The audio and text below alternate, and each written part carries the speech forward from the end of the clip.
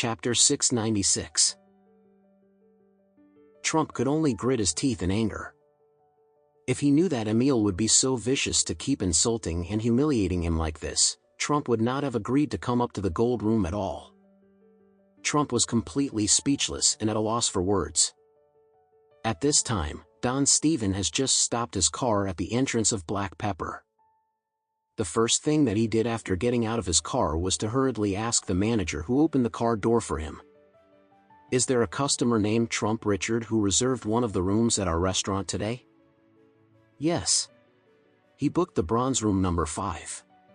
The manager kept a careful record of the guests who came to the restaurant every day. Therefore, he naturally knew every single guest who booked a room at Black Pepper today.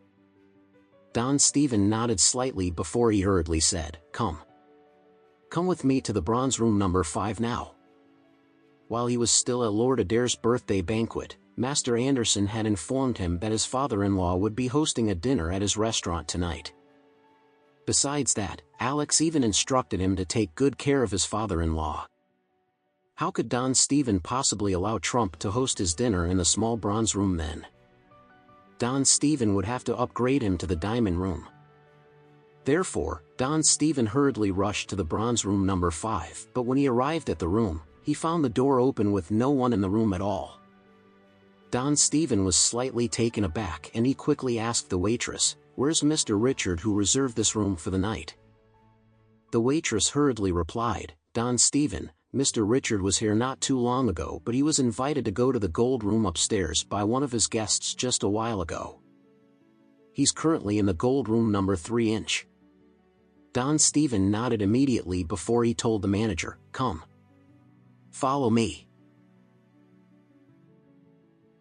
At this time, in the gold room, Emil was staring coldly at Trump as he sneered, "Trump, based on your standards, I think that you don't even have the qualifications to join and be a part of the Calligraphy and Painting Association. Don't you feel ashamed or embarrassed of yourself for even thinking of competing for the position of the executive director?" Trump replied coldly, "You say that I have no qualifications? I think you're the one who isn't qualified. Even if I'm not qualified, at the very least, I once picked up an item on Old Street for a few $1,000s that I ended up selling for hundreds of thousands of dollars." Emil replied contemptuously, "You're just blowing your own trumpet. Anyway, your mouth is on your face so no one can stop you from bragging. You can even say that you picked up a piece of junk for a few $1,000s and sold it for tens of millions of dollars.